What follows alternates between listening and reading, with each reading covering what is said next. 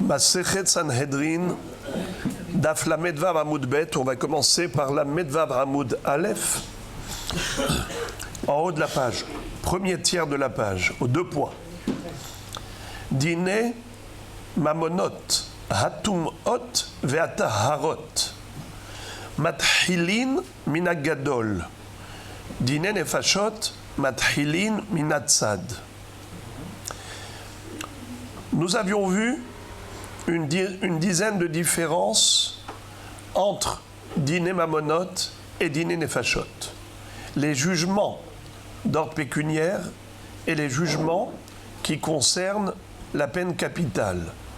S'il s'agit d'exécuter quelqu'un qui a commis une infraction passible de la peine capitale, alors il faut un beddin de 23 dayanim, alors que pour Diné Mamonot, il est suffisant d'avoir un beddin de 3 dayanim. Maintenant, la Mishnah nous dit également qu'il y a une différence entre Diné Mamonot, mais aussi Atumot Ve'ataharot, pas uniquement pour les Diné Mamonot. Pareil, lorsqu'il s'agit de questions de halakha, est-ce que c'est tamé ou tahor, et ainsi de suite, et que nous sommes tout un nombre de dayanim à débattre, eh bien, il faut commencer par qui? Qui sera le premier à s'exprimer? On commence généralement pour Diné Mamonot, pour Diné Tumot et Taharot, on commence par le grand, le Hav Beddin, le mouflé chez Sanhedrin. On fait kavod au plus grand et on lui accorde la priorité. C'est lui le premier à s'exprimer. Tandis que pour Diné Nefashot, c'est le contraire. On commence par le plus petit. Mathilin minat tzad. On commence par le tzad. Tzad, c'est-à-dire ceux qui étaient assis de côté, donc les plus petits. Et on verra plus tard dans la Gemara quelle en est la raison. Pourquoi on ne doit pas commencer par le grand pour Diné Nefashot? Alors commençons la Gemara. Amarav, Ana Havai, Beminyana de Berebi, Uminai Didi, Avu Mathele Beresha. Rav était jeune à l'époque de Rabbeinu Akadosh, mais comme je l'ai dit souvent, que Rav était d'une génération charnière entre les Tanaïm et les Amoraïm. Il était, si on peut ainsi dire, le dernier des Tanaïm et le premier des Amoraïm, entre la période de la Mishnah et de la Gemara. D'ailleurs, parfois, on peut même dire Rav, Tana ou Palig. Rav, il a une valeur de Tana et il peut même s'opposer à des Tanaïm, chose qui est impossible pour un Émora. Un Émora ne peut pas contredire un Tana, sauf Rav. Car lui, il était le premier des Amoraïm et le dernier des Tanaïm. Il était le neveu de Rabbi Hiya, élève principal de Rabbeinu Akadosh, et Rabbi Hiya avait présenté son neveu Rav à Rabbeinu Akadosh. Il a étudié, il a appris, même chez Rabbeinu Akadosh, Rabbi Yehuda Hanassi, et Rav raconte de lui-même une histoire personnelle. Il dit que lorsqu'il devait ensuite s'exprimer, quand il siégeait dans le tribunal de Rabbeinu Akadosh, figurez-vous qu'on commençait par moi qui étais le plus jeune, moi qui étais le plus petit des Dayanim, et on commençait par moi. Alors, la Gemara pose la question, Veha anan mathilin minagadol tenan. Comment ça se fait qu'on commençait par le plus jeune? On devait commencer par Rabbeinu Akadosh, le plus grand. Car ce n'est que pour Diné Nefashot qu'on commence par Minatzad, le plus petit. Mais tout ce qui n'est pas Diné Nefashot, quand il ne s'agit pas d'exécuter quelqu'un qui a été accusé d'avoir commis une infraction passible de mort, il s'agit par exemple de Diné Mamonot ou de Tum'ot et Taharot. À ce moment-là, on commence par qui? Par le grand. Donc on aurait dû commencer par Rabbeinu Akadosh. Comment se fait-il que Rav raconte qu'on commençait par lui? La réponse, Amar Rabba Bere de Rava. Il y avait un Rav qui s'appelait Rabba avec He et dont le père s'appelait Rava avec Aleph. Amar Rabba Bere de Rava. Veitema Rabbi Hillel Bere de Rabbi Valès. Et il y a ceux qui disent que c'était Rabbi Hillel, le fils de Rabbi Valès. Alors, on ne retrouve pas souvent dans le chasse Rabbi Hillel, fils de Rabbi Valès. C'est assez rarissime. Eh bien, lui, qu'est-ce qu'il va dire? Sha'ane minyana debe Rabbi, de kuleu minyanehu, minatsa davu mathile. Qu'est-ce que ça veut dire? En effet, il y a la halacha et il y a la pratique de Rabbeinu Akadosh. Selon la halacha, on doit faire kavod au plus grand. Dans tous les dinim, diné mamonot, tum'ot, taharot, c'est vrai. Mais Rabbeinu Akadosh était tellement anav, tellement humble, qu'il ne voulait pas commencer lui le premier. Et donc, il faisait kavod d'abord aux plus jeunes. Comme ça dit Rashi. Minatsa davu mathele, mi pene anava yetera shehaitabo.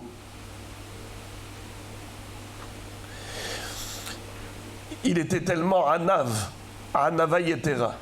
Vous savez que quand Rabbeinu Akadosh et Niftar, qu'est-ce qu'ils ont dit? Mishemet Rabbi batla anava. Depuis la mort de Rabbeinu Akadosh, l'humilité a disparu. Rabbeinu Akadosh incarnait la Mida de Hanava par excellence. Et pourtant, c'était celui qui était exceptionnel. Regardez. Ve'amar Rabba Bere de Rava. Ve'itema Rabbi Hillel Bere de Rabbi Valès. Encore un enseignement de Rabba, fils de Rava, ou au nom de Rabbi Hillel, fils de Rabbi Valès. Mimot Moshe ve'ad Rabbi lo matzinu Torah ugdula bemakom echad. Depuis l'époque de Moshe Rabbeinu jusqu'à l'époque de Rabbeinu Akadosh, on n'a pas trouvé un homme qui rassemblait toutes les qualités Torah ugdula bemakom echad.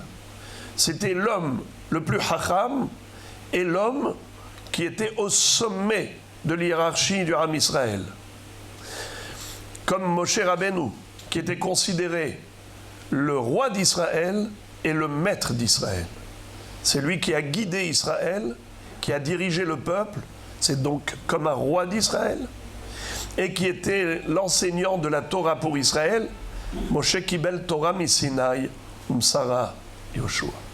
Donc, Moshe Rabbeinu a retransmis la Torah, j'allais dire la Torah dans sa globalité, Torah écrite, interprétée par la Torah orale, mais celui qui a sauvé la Torah chez Be'al Peh, c'est Rabbeinu Akadosh, Rabbi Uda Anassi, qui a vu qu'après la destruction du Beth Amikdash, il y avait un risque d'oubli de la Torah orale, eh bien il a retranscrite. Il a rassemblé tous les Tanaïm de son époque et il a compilé tous les enseignements depuis Moshe Rabbeinu jusqu'à son époque, toute la Torah chez Be'al Peh. Et pourtant, il était interdit d'écrire la Torah chez Be'al Peh. Torah chez Dvarim chez Be'al Peh, i ata rashai le kodvam, ou Dvarim chez Birtav, i ata rashai le omram Be'al Peh. Alors comment ça se fait qu'il a fait ça? Réponse, il s'est appuyé sur un pasouk. Aet la'asot l'Hashem heferu toratecha. Le moment est arrivé de faire pour Dieu. Alors on transgresse une mitzvah de la Torah pour sauver toute la Torah. C'est-à-dire, comme toute la Torah était menacée d'oubli à cause de la galoute, toutes les tribulations qu'a subies Israël durant son exil. Imaginez-vous cette dispersion du clan d'Israël dans les quatre coins du monde.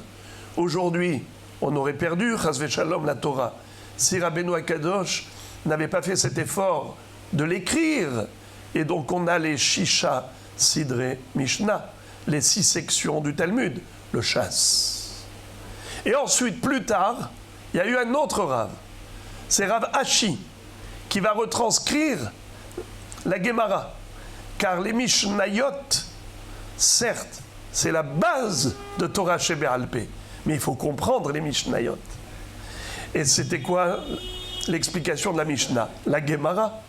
Mais la Gemara, c'était oral. Qui l'a retranscrite? Ravina et Rav Ashi. Rav Ashi. Et vous allez voir, dans quelques minutes, de la même façon qu'on a dit que entre Moshe Rabbeinu et Rabbeinu Akadosh, on n'a pas eu un homme pareil qui incarnait les 2 dimensions de Torah et Gdoula, Bemakom Ehad, qu'un seul homme réunissait les 2 qualités, la suprématie sur le plan intellectuel et sur le plan hiérarchique, comme Moshe Rabbeinu, il n'y a eu que Rabbeinu Akadosh. Eh bien on va voir qu'entre Rabbeinu Akadosh et Rav Ashi, également on va dire la même chose.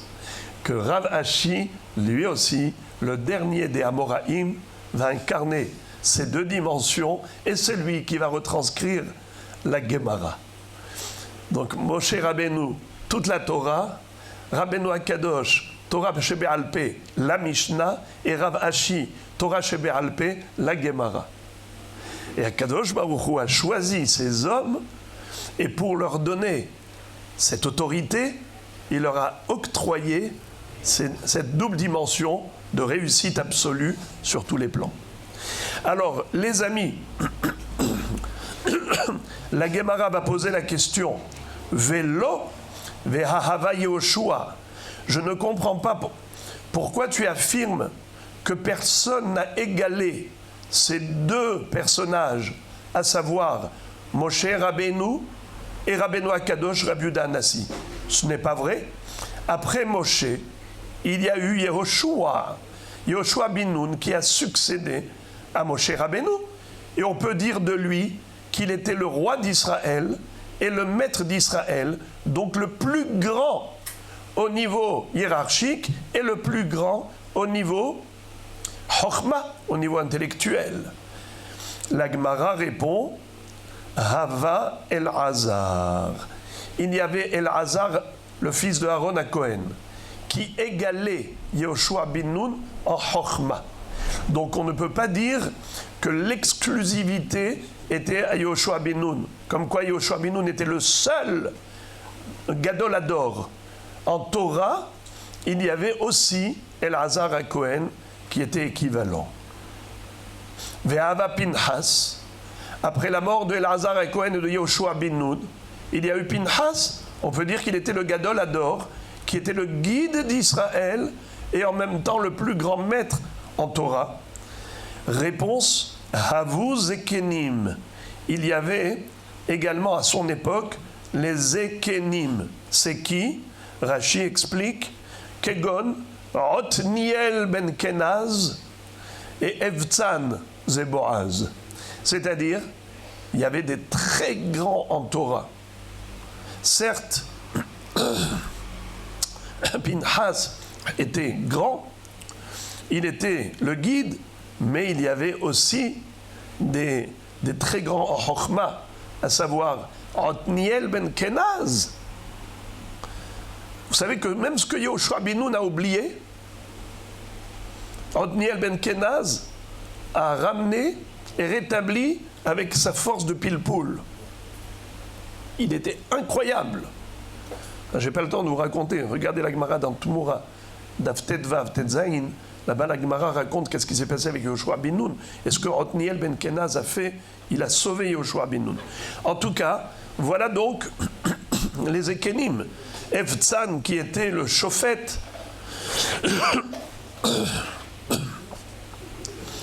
la Gemara demande, Ve'ava Shaoul, pourquoi tu dis qu'il n'y en avait plus entre Moshe, Rabbeinu et Rabbeinu Akadosh, il n'y en avait plus des hommes qui incarnaient les deux dimensions. À Ava Shaoul, il y avait le roi Shaoul, qui était aussi Gadol Batora, à part le fait qu'il soit Melech. La Gemara répond, Ava Shemuel.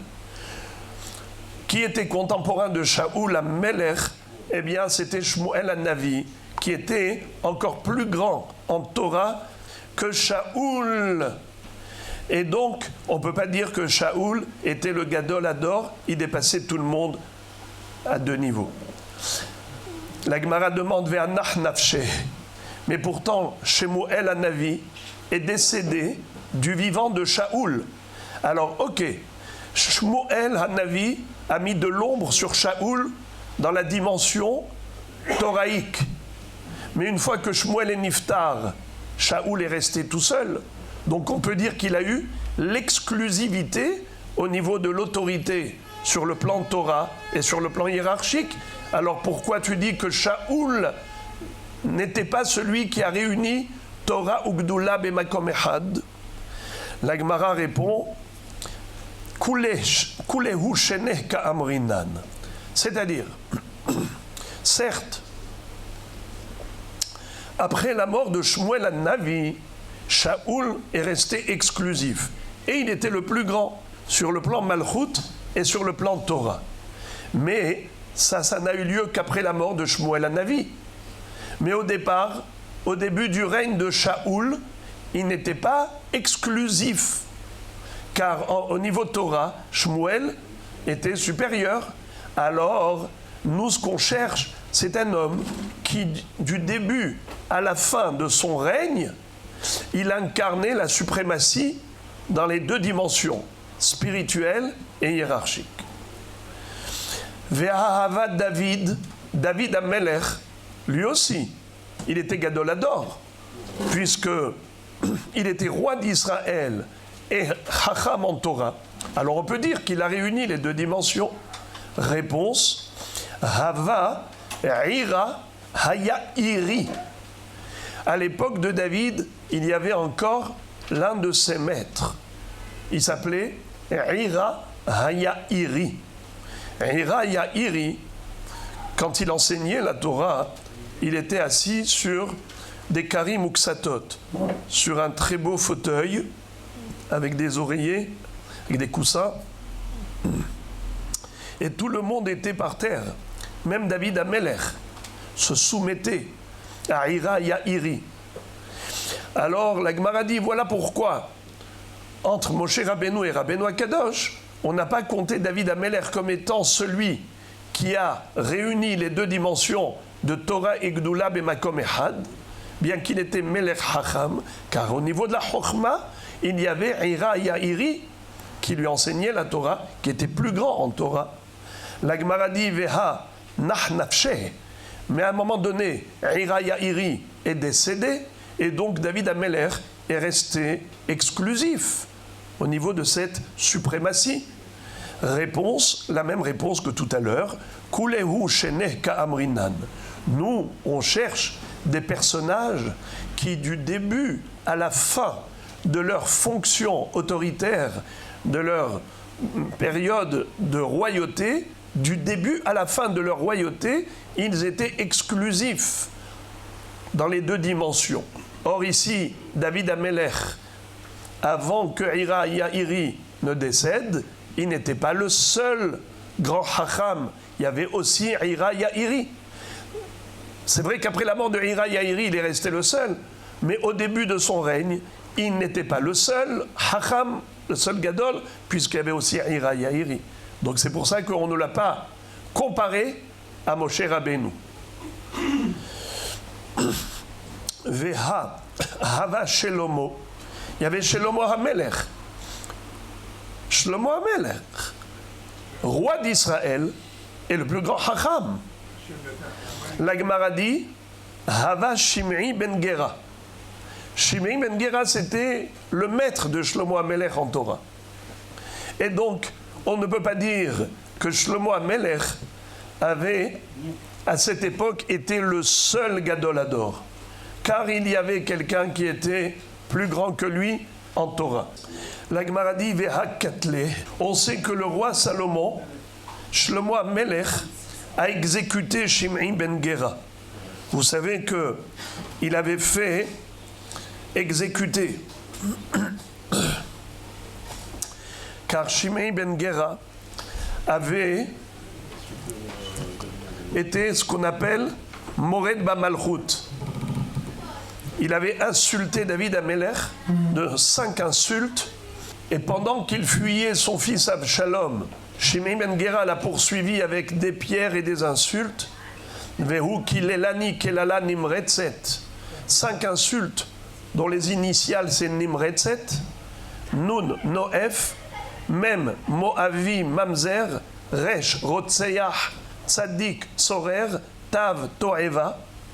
Eh bien, plus tard, quand déjà sur place, Avishai ben Tserouya se propose de décapiter Shimei ben Gera, qui était Mored Bamalchut, David HaMelech va lui dire, pas question de le toucher. Mali velachem benet Tserouya, Hashem amarlo, kalel et David. Que voulez-vous de moi, fils de Tserouya? Mais s'il m'a insulté, c'est que Dieu voulait que j'entende ces insultes, je les accepte. Mais plus tard, il va dire à son fils Shelomo, Ve'asita kechochmatecha. Étant donné que Shimei ben Gera est Hayav Mita en tant que Mored Bamalchut, alors il faut que tu fasses en sorte de l'exécuter. Et il va dire donc Shlomo à Shimei ben Gera après la mort de David, je t'interdis de sortir de Yerushalayim. Le jour où tu sors d'Yerushalayim, tu t'appelles Mored Bamalchut. Eh bien, c'est ce qui s'est passé 3 ans après. Il y a un de ses serviteurs qui s'est sauvé, qui s'est enfui en dehors d'Yerushalayim. Shaoul HaMelech a pris le cheval, Shimei ben Gera a pris le cheval, il a poursuivi, et c'est comme ça qu'il s'est fait piéger.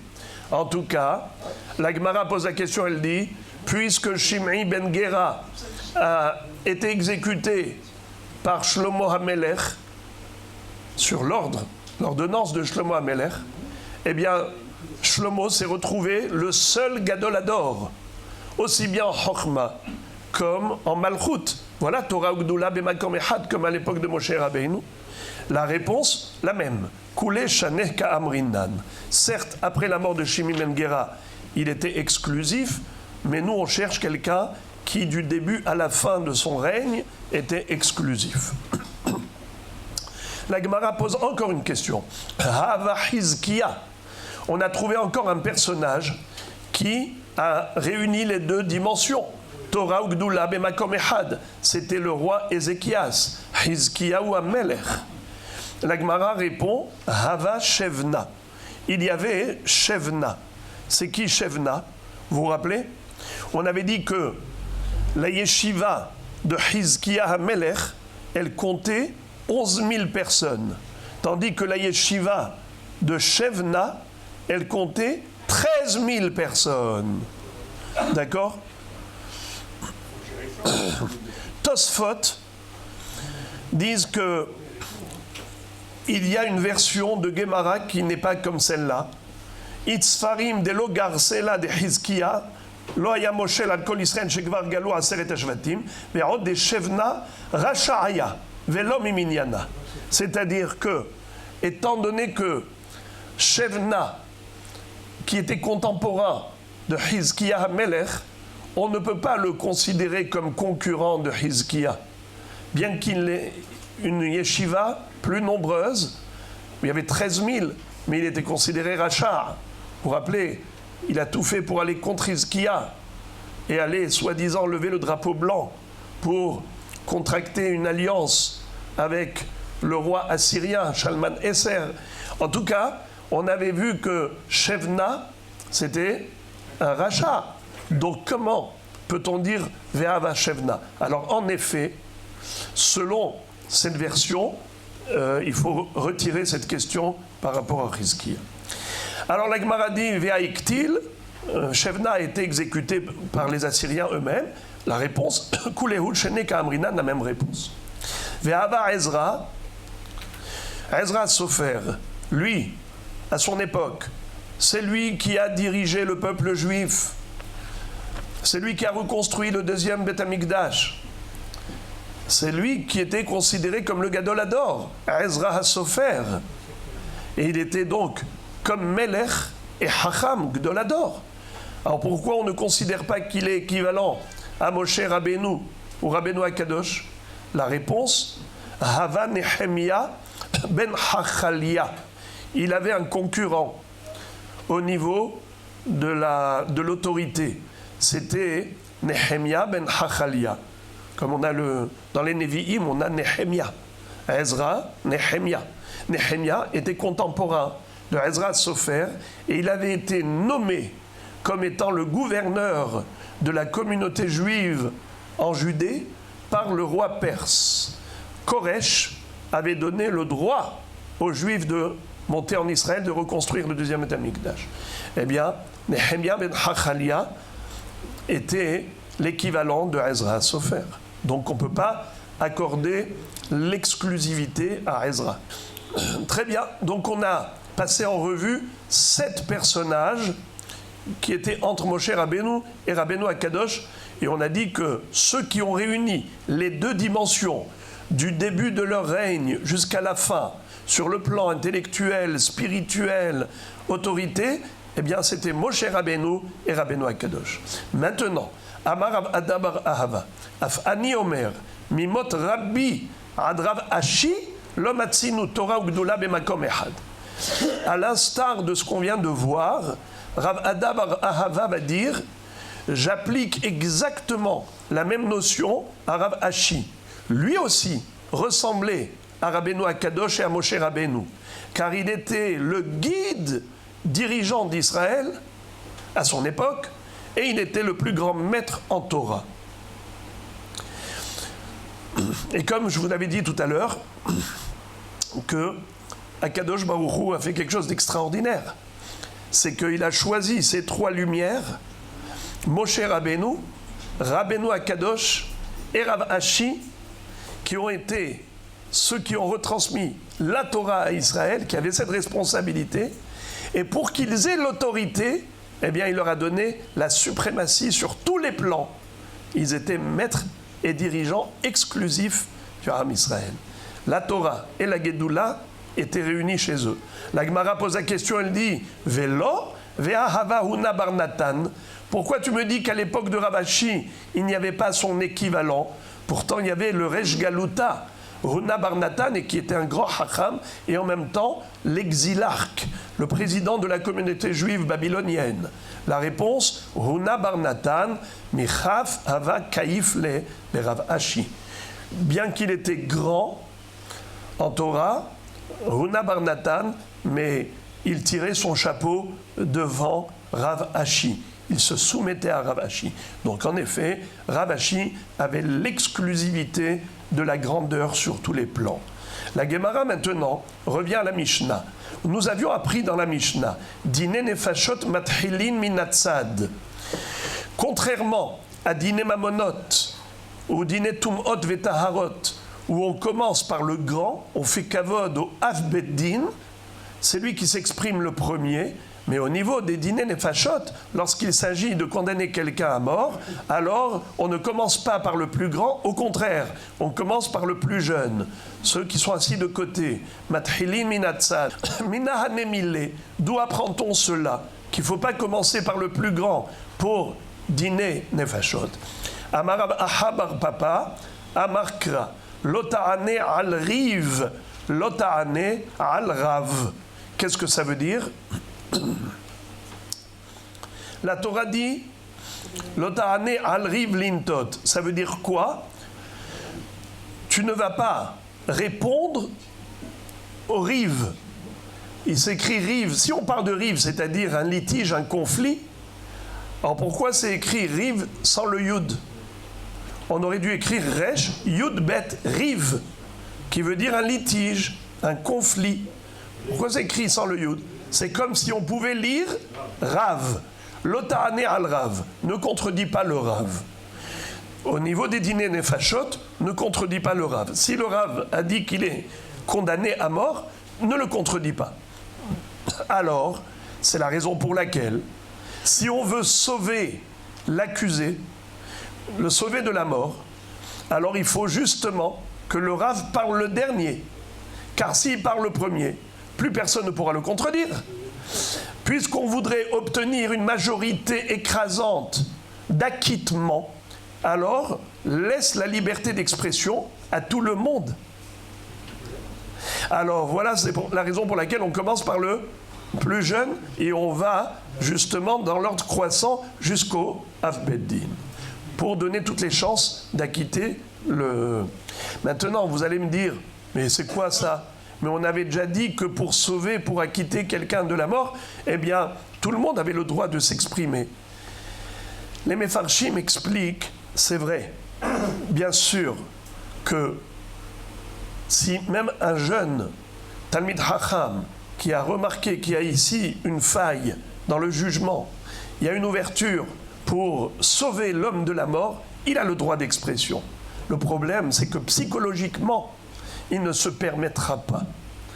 Il n'osera pas aller contre le Av Bet Din, le mouflé chez Sanhedrin. Alors ne crée pas une situation qui va faire que l'homme sera certainement condamné après que le Gadol s'est exprimé. Alors ne crée pas une telle situation. On commence par le plus jeune et après le Av Bet Din. Un autre pasouk, Rabba Bar Hana Bar Rabbi Yochanan Bar Meacha, on l'apprend de qui? Vayomer David la Anashav, Higru ish et harbo, Vayahgeru ish et harbo, Vayahgor gam David et harbo. On l'apprend de David Amelech. Lorsqu'il a jugé Naval à Carmélie, et il a condamné à mort en tant que Mored Bamalchut, car vous le savez, que David Amelech et ses hommes, lorsqu'ils fuyaient Shaoul, il est arrivé à proximité de la région où se trouvait Naval à Carmélie, qui était excessivement riche, et il a sollicité pour de la nourriture pour lui et ses hommes. Naval à Carmélie a parlé de manière insultante, il a manqué de respect à David Amelech d'une manière incroyable. Eh bien, David et tous ses hommes ont fait un din Torah pour condamner Naval à Carmélie à mort. Finalement, ça ne s'est pas passé comme ça, puisque Abigail, qui était encore à ce moment-là l'épouse de Naval à Carmélie, a demandé à David de s'abstenir. Et après, Naval à Carmélie est mort tout seul, Mina Shamaim.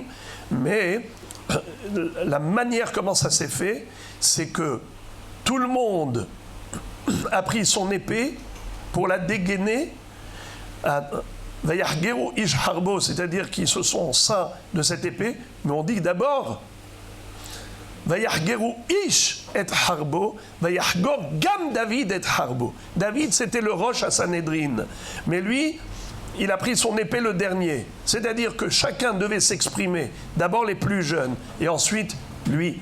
Amarav, Shone Adam et Talmido, Vedan, Aimo, Bedine, Nefashot.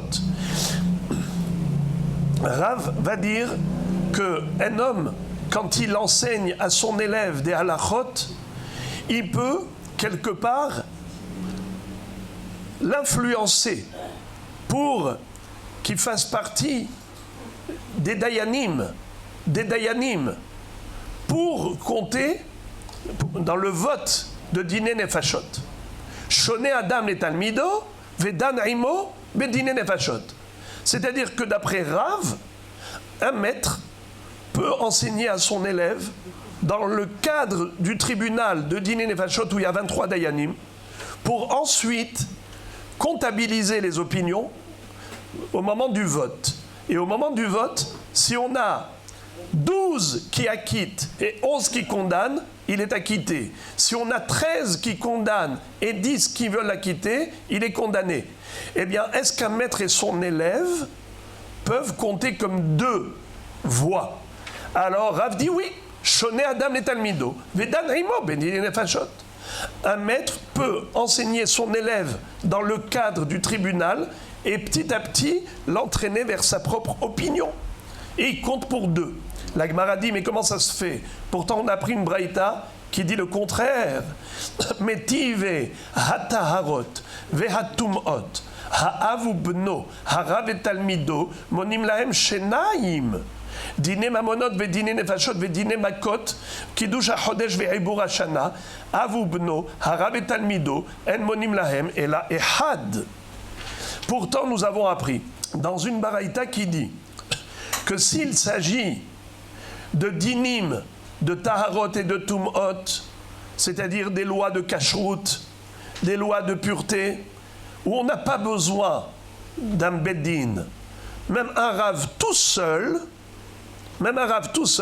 peut trancher, il peut répondre tamé, tahor, kasher, assour et ainsi de suite.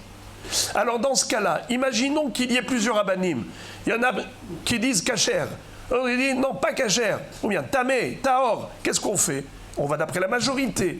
Un maître et son élève peuvent compter pour 2. Tandis que pour les lois, où on a besoin d'un nombre de dayanim, comme par exemple, dîner mamonot, il en faut combien? 3. Dîner nefashot, combien? 23. Dîner makot, on avait vu la mahloket, est-ce que 3 ou 23? Kiddush hachodesh, 3. Ibur hashana, on avait vu 3, 5, 7. Vous vous rappelez? Comme le nombre de mots qu'il y a dans Birkat Kohanim. Avu bno, Rav et Talmido, en monim lahem el ehad. Un père et son fils ne sont pas cachers. Ils sont comptés comme un. C'est ou le père ou le fils. Rav et Talmido, en monim lahem el ehad. Le Rav et l'élève, c'est un seul. C'est ou le Rav ou l'élève. Alors, comment ça se fait que Rav ait dit qu'on peut les compter pour 2? Kika amarav, kegon Rav Kana ve Rav Assi, deligmare de Rav avutzriche, velisvare de Rav lo avutzriche. Rav, quand il a dit qu'ils peuvent compter pour 2, on parle d'un élève qui est indépendant intellectuellement. Il a une autonomie intellectuelle, c'est-à-dire, il a besoin des informations de son Rav, mais il n'a pas besoin de la réflexion de son Rav. C'est-à-dire qu'il est suffisamment intelligent pour pouvoir faire des analyses et avec les informations qu'il a reçues de son maître, ensuite lui-même, il va aller chercher des raisons, des explications et des preuves et ainsi de suite. Il a sa propre analyse. Un élève pareil n'est pas considéré comme faisant partie intégrante de son maître pour dire qu'il compte comme un. Il peut compter comme un dayan indépendant. Ils compteront pour 2. Je termine. Amar Rabbi Abahu, Asara Devarim yesh ben dine mamonot le dine nefashot. Il y a 10 différences entre dine mamonot et dine nefashot. Vous vous rappelez?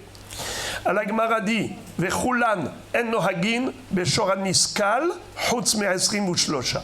Attention, il y a un din qui s'appelle shoraniskal, la lapidation du taureau en corner. Lorsqu'un bœuf a encorné quelqu'un, il a tué, on doit lapider le bœuf. Rabotaï, le shoraniskal, il faut combien de dayanim pour le juger? 23. Comme il est écrit dans la Torah, Vegam be'alav yomat. Hashor isakel, Vegam be'alav yomat. Kemitat be'alim, car mitat hashor. Ma mitat be'alim bekaf gimel, af mitat hashor bekaf gimel. Kaf gimel, c'est 23. Comme si jamais le propriétaire, c'est-à-dire l'être humain, était condamné à mort, il faut 23 dayanim, ainsi il en faut pour le shoraniskal. C'est uniquement cette halakha où on compare shoraniskal à dine nefashot. C'est par rapport au nombre de dayanim. Mais pour toutes les autres halachot, sur les 10 halachot, eh bien, on ne va pas comme dine nefashot, mais comme dine mamonot. Mina anemile, amaravaha bar papa damarkra, lotate mishpat evionecha berivo. Mishpat evionecha i atamate, aval atamate mishpat shel shoraniskal. C'est-à-dire qu'en effet, la Torah nous demande de sauver le pauvre accusé qui risque d'être condamné à mort. Oui, il faut le sauver de la mort à tout prix, il faut essayer de le sauver, mais le shoraniskal, tu n'as pas besoin de chercher à le sauver. Toutes les halachot qu'on avait vues, vous vous rappelez les 10 halachot, elles convergeaient toutes en une seule idée. Laquelle idée? C'est de sauver l'accusé. Tandis que le Shor HaNiskal, au contraire, c'est un danger public. Ce Shor HaNiskal, c'est quelqu'un qui encorne et qui tue des hommes. Ou bi'artara mikirbecha, élimine le danger. Il ne faut plus qu'il circule ce Shor HaNiskal. Alors là, on ne va pas chercher à le sauver. Donc toutes les halachot qui consistent à sauver l'accusé n'ont pas lieu par rapport au Shor HaNiskal. La Gemara juste ouvre une parenthèse et on s'arrête là. La Gemara dit Asara hatish'a havu. Pourquoi tu me dis qu'il y a 10 points de divergence entre Diné Mamonot et Diné Nefashot, mais il n'y a que 9 points? La Gemara dit quoi? Ha'asara katane. Mais dans la Mishnah, il y a écrit 10 points de divergence. Réponse Mishum de en akol kesherin ve'asrim ushlosha hadahi. Car la Gemara dit que la notion de 23 dayanim, le nombre, et également la disqualification du mamzer et du guer pour Diné Nefashot, eh bien en fait ce sont 2 halachot complémentaires. Les 23 doivent être kshérim. Donc c'est pour ça qu'on considère qu'il n'y a que 9 et pas 10. Alors dans ce cas-là, pourquoi tu as dit 10? La Gemara répond Ha'ika ahariti detanya en moshivin besanhedrin zaken vesaris. Il y a une 10e halacha. C'est laquelle? C'est que dans le Sanhedrin, il ne faut pas qu'il y ait un vieillard, ni un saris, un homme eunuque, un homme stérile, qui n'a pas eu d'enfant. Mishen Lobanim. Pourquoi? Rabbi Yehuda Mosif Afarzari. Car ces gens-là, ils n'ont plus de pitié. Le Zaken, ça fait longtemps qu'il n'a plus élevé d'enfants. Il a oublié c'est quoi? Kerahem Aval Banim. Le Saris, Mishen Lobanim. Ou Arzari, quelqu'un qui est connu pour être cruel. Vehiloufen Bamesit. Par contre, si c'est un homme qui incite les gens à faire Avodazara, alors lui, au contraire, il faut mettre au tribunal des gens cruels. Comme le Zaken, comme le Saris, comme Mishen Lobanim. Pourquoi? Il ne faut pas avoir pitié de celui qui incite les gens à la Avodazara.